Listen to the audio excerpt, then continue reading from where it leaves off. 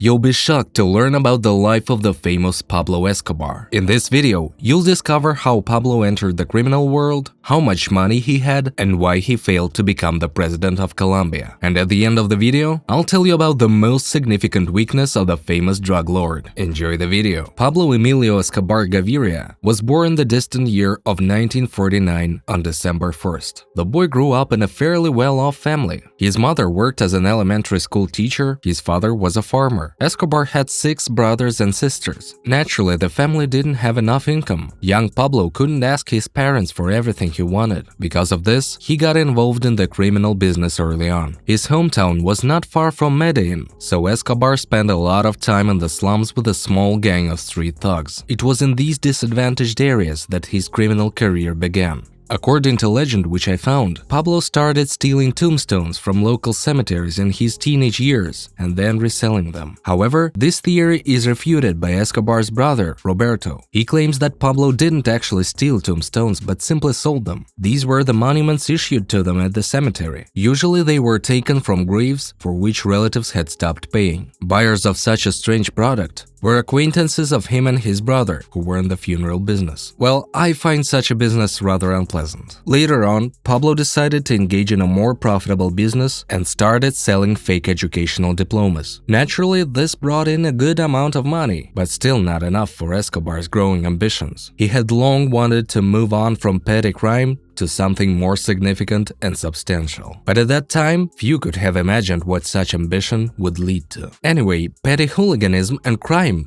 bore fruit. Young Pablo got acquainted with smugglers, buyers of stolen goods, and many other criminal figures. Escobar began trading in contraband cigarettes, fake lottery tickets, and many other highly illegal items. This brought him his first serious money. Around the same time, when Pablo was 20, a local criminal authority took notice of him. He took him into his team, and since then, Escobar had been involved in kidnapping infants from wealthy families to obtain a large ransom for them. In addition to this, he personally supervised the smuggling operation conducted by his boss. In a short time, Pablo managed to gain recognition and started working with the boss on equal terms for a significant percentage of the profit. Well, how his story developed further really surprises me. In the 70s, cocaine became fashionable in America. This drug was very popular among young people. And at that time, all supplies of this substance went through Cuba. However, after the change of power there, relations between the USA and Cuba were severed. So now no one controlled the drug smuggling market into America. And this situation on the world stage played a very important role in Pablo's becoming the main drug lord in the world. Since all these narcotic substances are prohibited, their smuggling was very profitable indeed. You could earn hundreds of times more on this dirty business than Pablo had earned before. These were just staggering figures, and he definitely couldn't pass up such a sweet pie. However, the very first operation almost became the last. Together with his accomplices, he bought 40 pounds of cocaine paste in Ecuador and then planned to process it into cocaine in Medellin. On the way to the destination, they were intercepted by the police. Pablo tried to bribe the judge, but nothing helped. Unknown persons who killed the police officers saved them right in broad daylight, the same ones who had detained Pablo. And the judge, seeing the whole situation, decided to release the smuggler and close the case. At the beginning of his career, Pablo only bought paste, processed it, and then sold it to other smugglers who transported the drugs to the USA. Naturally, he lost very large sums on this, because smuggling cocaine from Colombia to America directly was many times more profitable. But to take this piece of business too, he needed to increase his influence. So, in the summer of 1977, Escobar joined forces with several acquaintances who were drug dealers. And that's how the most famous Medellin Cartel in the world appear. As you understand, Pablo was no fool, and now I'll tell you why. In the newly formed criminal group of Medellin, he and his accomplices created an extremely protected system. Thousands of people worked in the cartel. Most of them were connected by family ties, but at the same time, none of them knew absolutely anything beyond what concerned their work. Essentially, there were the following employees: peasants, guards, drivers, chemists, and none of them could say who owned the drugs, where they came from,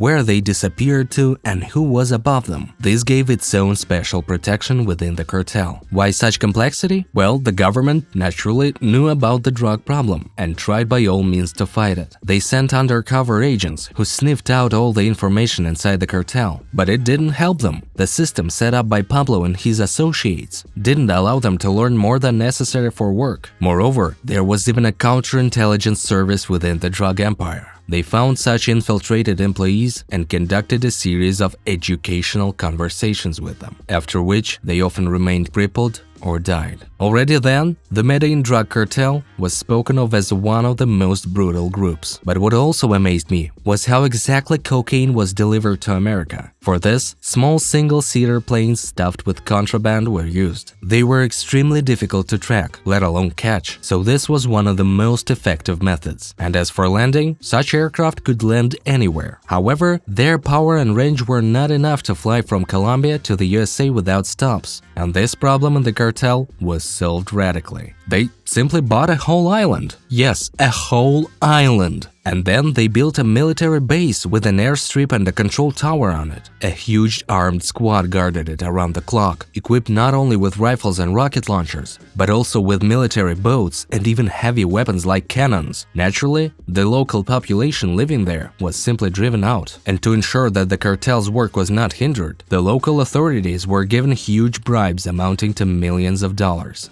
And such expenses were justified, because on average, about 2 tons of drugs were sent through the island to the USA every week. And this was a quarter of all shipments to America. Needless to say what sums were involved there. After Pablo set up supply channels to work smoothly, his cartel put all Colombian traders before the fact. Either they work with Escobar or they don't work at all. There was no choice, in fact. By the beginning of the 80s, the Medellin drug cartel had captured almost the entire drug market in Colombia, and naturally, Escobar was just swimming in luxury. By that time, Pablo decided to go into politics. He dreamed of becoming the president of Colombia, and he did everything for this. Pablo Escobar, being in Congress, donated his millions for the prosperity of the country. He built schools, kindergartens, hospitals, sponsored children's football teams, developed sports in his hometown. In general, he did everything to finally get things going in his country. But at the same time, he didn't deprive himself of luxury at all. Personally, I'm shocked by just one of his estates. And imagine that he had several hundred such places all over the country. His house, which he built specifically for a comfortable life with his family, simply amazes with its scale. It's literally hard to count the number of rooms and bathrooms there. Not to mention that everything was made of the best materials. There was a swimming pool, a jacuzzi, and even his own zoo in the estate. By the way, the rarest and most exotic animals settled there. You could find elephants, lions, tigers, and even hippos. Importing these animals, by the way, is prohibited in Colombia. There were 4 hippos in his zoo in total. But that's a separate, very interesting story. After Pablo's death, the authorities of the country decided that the hippos would simply die from lack of food, which suited them. So they didn't bother to monitor them. But imagine their surprise when years later they encountered 100 of these animals in the Colombian countryside. According to some reports, the Colombian authorities are now actively sterilizing animals to prevent their further spread. In general, as you may have understood, Pablo literally bathed in luxury. According to some reports, he earned several $1,000,000 a day. He could just take and buy everything, and his total fortune was estimated at $30 to $60 billion